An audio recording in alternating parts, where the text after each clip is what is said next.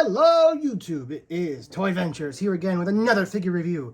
And I know today was supposed to be the Star Wars review, but something unexpected came up and I had to address this first. So the Star Wars review will be coming out tomorrow. Don't worry, I already have it filmed and edited and everything. It's ready to go up, but this I just found to be a little bit more important. So today we're going to be taking a look at a special new figure. This is G.I. Joe Classified Series Dusty. Now, I know it's not too special to most of you guys. Most of you guys are Jurassic Park fans, but this was a Christmas present gifted to me by my friend, and I love Dusty so much, and I was so eager to find this one, and just to find out, he handled that for me. So big ups to you, Dylan. Thanks so much for helping me get this guy, and now we get to take a look at him while he's still brand new and fresh. That being the release. I did open this guy, take a look at him, just to, get a better idea to do a more accurate review. So, that out of the way, let's take a look at this wonderful little early Christmas present, the Classified Dusty. So Dusty is in my top favorite G.I. Joes. Like I said, I haven't been a G.I. Joe fan for a long time. It's only been within like the last 4 years that I've been a big G.I. Joe fan, kind of getting into the media, getting into the other figures and stuff. I don't really collect the figures anymore. I bought a lot for like the Jurassic Park movies, and then Classified came around. So really, since they're really not doing any more new 3 3/4 inch figures for G.I. Joe, I'm just gonna stick to the Classified line now. It's coming out in stores, so I don't have to go on eBay too much. So yeah, although that might be changing. I heard that they might be moving this straight to a Hasbro Pulse, which we'll just have to see how that plays out. I see it not playing out well, but we'll just have to see. It could be much easier for scalpers or much harder now that the Hasbro has full control and can deny scalper orders. We'll just have to see what the future holds for G.I. Joe Classified. So, with that being said, let's take a look at the box. The box is pretty standard for the line. Again, it's still the open packaging, not yet in the era of the closed cardboard packaging, which is nice. I still prefer this because you get to get a good look at your figure before you buy it, so you make sure there's any like paint errors or whatever. So I'm kind of bummed they're ditching that. You get a really cool artwork. That's one thing I have to mention on this box, is the artwork is the coolest in the entire toy line. There has never been a G.I. Joe with cooler box art than Dusty. We have a really nice image of him just looking at the dude right here. Whoever's looking at him, he looks really intimidating. He's got his face paint and his helmet with the little, I don't know what you call that hangs down off the helmet. I just, like a towel or a neck guard or something. Looks really cool. Taking a look here at the side, you have a really nice image of him right here. I just love this artwork so much. And this really cool artwork of him just tracking somebody. I believe Dusty is like a desert tracker. Again, these don't come with bios, so, and I don't know like G.I. Joe lore off the top of my head. I'm still new to it, so I don't know what branch Dusty's in. I'm gonna assume he's in the Army. Usually it'd say right here on his chest, but it just says G.I. Joe, so I'm gonna assume he's in the Army or something like that, and he's some kind of specialist tracker. Again, I don't know because it doesn't say, and I don't know Dusty's lore off the top of my head. So, taking a look here at the side of the box, you have desert, talking, ammo, and then a shield. I don't know what those represent.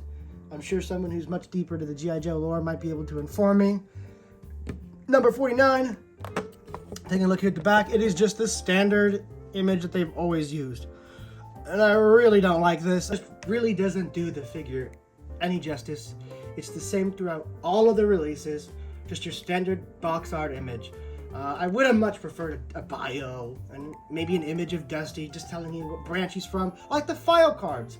That's one thing G.I. Joes are known for coming with, is file cards that tell you everything you need to know about this character, what he does, where he's from, his name, his motivations, everything. That is something G.I. Joe has done for years, and they have completely abandoned it. And for what? What's the reason? Was it really hard? I can't imagine it was hard to print an image and print text. There's really no excuse. Hasbro just dropped the ball in that aspect. They kind of lost a little bit of G.I. Joe's identity in that aspect, where it's just like, you know the guy, just take the action figure, you know? There's not really as much passion put into this as they used to put into it. Don't get me wrong, the designs look great, and they've really improved the look of the figures, but they still have some ways to go to capture that true American hero magic that the 80s did. It's just not quite on par with that kind of presentation yet. They look great as figures, but it's not as much love put into these guys, and you can really tell. This is kind of Hasbro's like, okay, G.I. Joe fans, we'll throw a bone to you guys. You know, that's just kind of how it feels. Rant aside, that's pretty much the negatives I had to say about the box, is no bio. And for G.I. Joes that come from different military backgrounds, that's a huge, huge thing that you absolutely need. And I just feel there is a huge error with the packaging on these figures. It's just kind of lazy. Not this art though. If they could get to the trouble of getting this art done. Not a bio. Real shame. Anyway, that's enough about the box. Let's get this guy opened up. Here we have Dusty out of the packaging, looking very cool. So, as you can see, you get a truckload of accessories here again. Not quite as much as a usual Joe, which is a little interesting. Mainly, he's missing a holster and a pistol, which is really strange for a military soldier. You'd really expect a pistol. It's just a kind of a glaring issue. But what you do get is a off-brand FAMAS. Talk about that in a bit. His helmet, looking very cool. Goggles that go on the helmet. Try and show this off because I know this is a little accessory. Come on. See, very like deserty type goggles. I like that. I like it. Not quite the military goggles you see in modern day armies, or even back in like the early 2000s. Those bigger goggles, not quite those. But, you know, more like Desert Storm kind of goggles. And I don't mean the military operation, I mean a literal Desert Storm that you'd wear, like a sandstorm, okay? And then you get a backpack. Pretty good looking. Again, just a basic brown color, but that's totally fine for a backpack. And you get the magazine for his rifle and knife. So a little lacking on accessories. No pistol, no secondary knife. No entrenching tools, so it is missing a little bit. And when you get the figure all geared up, he does look a little bit underprepared. I just really feel like a pistol would have really saved this guy in a holster. I might go on Valiverse.com and buy a third-party one just to complete his look. But for now, I think he looks just fine. So let's go ahead and get his accessories on. So for his goggles, we're going to go ahead and put on the ones on his helmet because that's his most iconic look. And one thing I do have to kind of nitpick about is the helmet, and that it's not hard plastic at all. It's really just rubber and very malleable, as you can see. And that doesn't really work for a helmet that needs to hold its rigid shape. You know, obviously he's not going into combat and getting like shot at. He's a toy, so he doesn't actually need a hard helmet, but it helps. Not only with that, but it also helps fitting it on the head, because you can see when you put it on there, it kind of wants to like rest up. You have to really push down hard, and you can get it nice and snug on there, but it just is a little tough. And obviously for his gun, you just put the magazine wrong way. I'm gonna make sure the slant is facing towards the top of the slant is facing towards the buttstock. I should just push right in. Let me just make sure I did it right, because sometimes I even question myself. No, I did it right the first time. Someone might whine about that. But here's his gun, his rifle.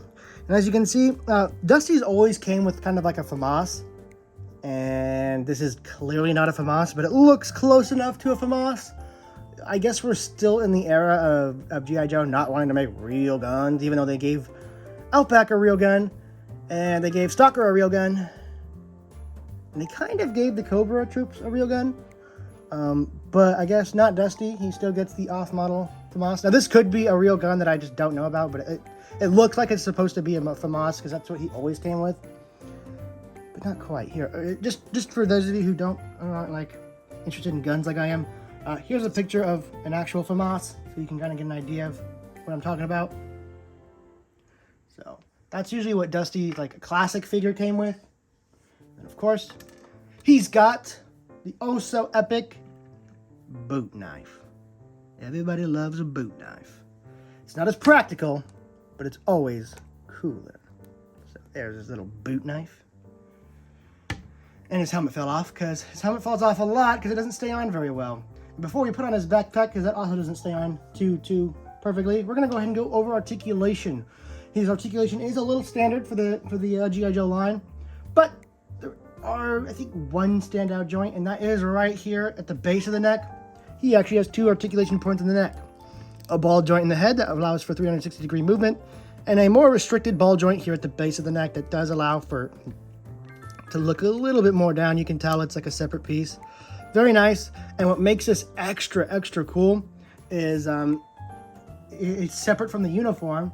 So if you wanted to change the skin tone, maybe make him black or a different race or anything, you could easily just pop this neck out, maybe paint it or find a appropriate skin color and plug it in there, and you can kind of make more of these guys and maybe make a little dusty squad, which I think is really cool. I love customization like that, where you can kind of really make your armies look diverse. I love that option, and it's really a rare option. Really, the Black Series Hoth Rebel Trooper pioneered that, and I really think they should continue that on with all soldiers going forward. That Hasbro does, like not like named characters, but you know, just generic troops that have their face showing. There should be an option to be able to either switch out the faces, you know, or just release different races of the same figure just to add and bolster your diversity in your armies. So definitely a cool thing. It's just like a little like background thought that you could think about. I mean, obviously they just put it there for articulation, but it does allow you to more easily. I mean, you could always just paint the neck joint, but it just makes it a little more easier for people who maybe don't know how to paint as well. You know what I mean? So cool. He's got an ab crunch, as per usual. A pretty damn nice one too. You can get a lot of movement. Look at that. That's a crazy amount of movement. His arms, the bicep rotation is a little loose on mine. Like, isn't it? It shows like the seam, and you can kind of tell like it might pull off one day. Making me nervous, but it's okay. It's okay. He does have a butterfly joint right here in the shoulder, as you can see. Doesn't allow for too much crazy movement, but it does allow for back and forth a pretty fair amount. Not as much as like a Marvel Legends, like a Spider-Man butterfly joint, but a fair amount, as I said. He can hinge out just about there, almost can fully T-pose. Although his arms aren't quite fully up. They can move down, right down to his side, unlike Outback. And then he has the bicep swivel and double jointed pinless arms that allow for a very nice amount of movement. Look at that. Crazy.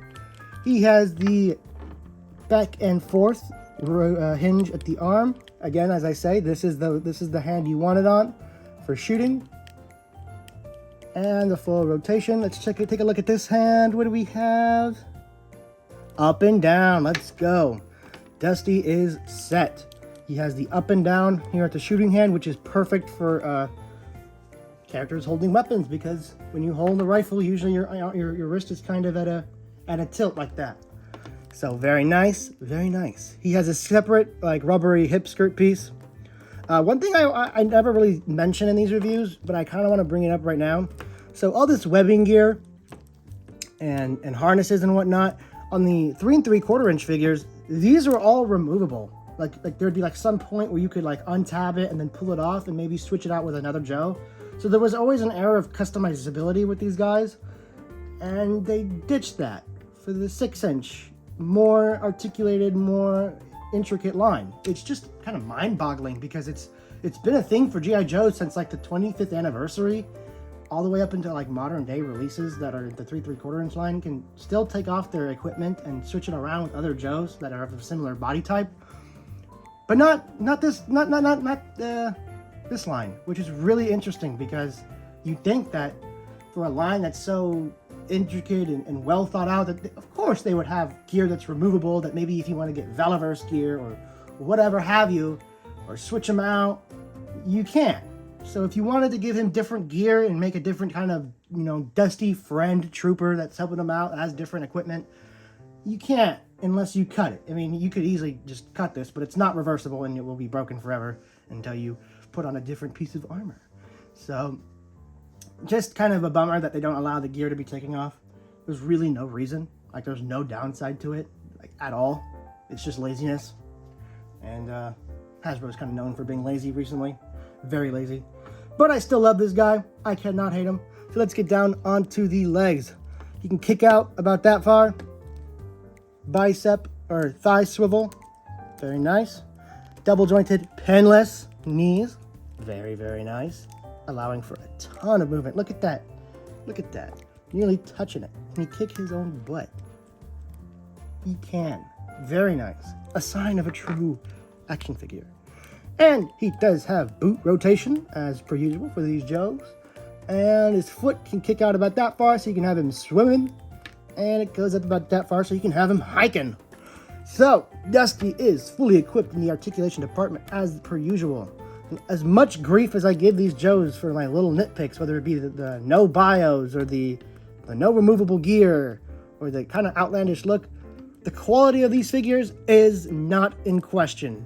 These are very high quality, very nicely done, very professional looking. Just having some minor issues with them. Issues that previous figures never had. Or at least previous figure waves, you know. The classic 3 3/4 inch figures didn't have those issues, but they had their own plethora of own issues. Not trying to say that those are better than these, just that, well, it was a really cool feature and there was really no reason to get rid of it. So, now that we've gotten his articulation out of the way, let's go ahead and gear Dusty up for mission. Now, you can have Dusty wear his goggles. That's why he comes with a separate pair. It's really nice. I just wish they also came with a pistol. Obviously, you don't need a trade. I still want the goggles and I still want a pistol, but I don't know why they didn't give him a pistol. So, here he is with his goggles, looking kind of like a mad scientist. Quite adjust them so they look right. It's bothering me too when they're not on perfectly. So, obviously, when you have him on him, you want to take it off the helmet. And there is how he looks with that. Looking really cool. Again, the customization on this guy is really nice. I think the only thing they should have added to him, design-wise, again, I'm not going to say a pistol again. I'm not going to beat a dead horse.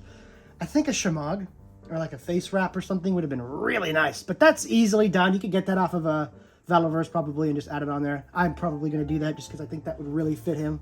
He's in that deserty kind of area, so I think that would really, really fit his character design. They gave it to Stalker. I think they should have gave one to Dusty too. I think that would have really been cool.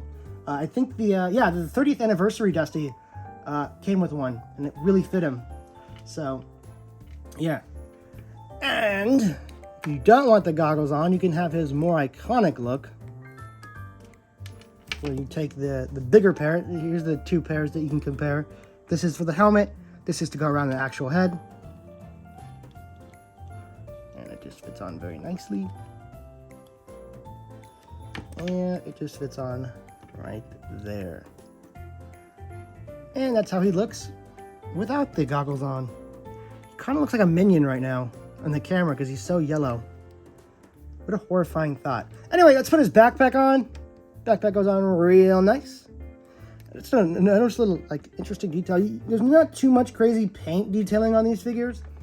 Just an interesting little green thing. I think that's like one of those like backpacks with water in it that you could just sip passively. As you can see, the green goes through the strap and out the back here. So I'm assuming there's like a water pack in here, a camel pack. Very nice. You got to stay hydrated on the mission, right, Dusty? And putting the gun in his hand is really easy, because he is one of the few figures blessed to have a foregrip. Now, foregrips are not necessary. I mean, he could easily hold a rifle without a foregrip. But the foregrips just kind of add an extra layer of posing. And yes, he has a bipod on his gun. Now, this is a really weird bipod, because usually bipods are attached to the bottom right here. But his is attached to the top of the barrel. And it just kind of clips on. Very interesting and weird design, but it gets the job done, so there's really no point in complaining. And there is Dusty all kitted up, looking absolutely amazing. Now, Dusty is easily in my top 3 favorite figures now. I think it's going to go number 1, Stalker. Number 2 is going to be Dusty right here. He's my second favorite. Number 3 is going to be Outback. And finally, number 4 is going to be Spirit. And yes, number 5 would of course be Lady J. I'm not too impressed with her figure, mainly because it doesn't come with a lot. I mean, the gun. It came with like her spear and whatnot, but I want to come on with these Joes. They're military guys. So I gave her the Cobra Officer AK, and she's a lot better now. So we're going to go ahead and put her in the back right here, because I don't have any more room. But yeah, these are my Joes so far. I got the team. Now I still need Flint and Duke. I just really don't like those original releases. They look terrible. Those are still in the Fortnite era Joe era, so I'm really hoping they're gonna remake them with more cartoon accurate deco like they've been doing with these guys. I mean, if you take a look at all of these guys, they look just like their old cartoon and 80s figures. They're classic real American hero designs. And I'm hoping they do that for Flint, Duke, and maybe even Falcon. That would be really cool. I love Falcon. And yeah, I'm just really excited to see what else they do. They've pretty much committed to the cartoon accuracy. So from now on, I'm going to be more of a collector of this line. I was really disparaging it when it first came out. I have to admit, I did say I was never going to buy this. 6 inches not my thing. Da, da, da, da. But you have to understand, when I said that, these figures looked atrocious. They looked terrible. Go ahead and look up the original release of Roadblock and Duke, and you tell me those don't look terrible. They come with weird, unrealistic guns. They look like Fortnite characters with those big ass like knee guards or those like metal shin guards. They looked stupid. Putting it bluntly, they looked really stupid, and I'm really hoping they redo those characters with the better decos. Now they have done a Duke and for like I think it's Cooper Island or something. He comes with a motorcycle. He looks like the cartoon, but he has the wrong colors because it's based off of a variant figure from the 80s. So I hope they take that, repaint it properly, re-release it. I'll definitely be getting it. I also want to get Rock and Roll in the Ram Cycle. That is, I think that's next on my list to get. I want it so badly. It's not even funny. I want that Ram Cycle and that Heavy Metal. I think it's Heavy Metal. I could be wrong. I could be totally wrong and making myself look dumb. Or I think it's Rock and Roll. Again, not a huge Joe expert, but I think it is Rock and Roll because he comes with a big ass minigun. So yeah, can't wait to find those. So you will be seeing future Joe reviews coming in the future. I do want to branch out, not just stick to Jurassic Park the whole time, even though yes, Jurassic Park will always be my bread and butter, and I'll always be doing dinosaur reviews and toy movies for you guys. Do not be afraid. Just because I'm introducing more licenses doesn't mean I'm abandoning my favorite, okay? I just want to branch out a little bit and offer more variety. So thank you guys so much for watching. This has been another Toy Adventures review. Tomorrow, look out for the Shore Trooper and Imperial Officer review coming out. And yeah, thank you guys so much for watching. Please enjoy our toy movies are up and have a wonderful holiday season. This has been Toy Adventures, signing out. Peace!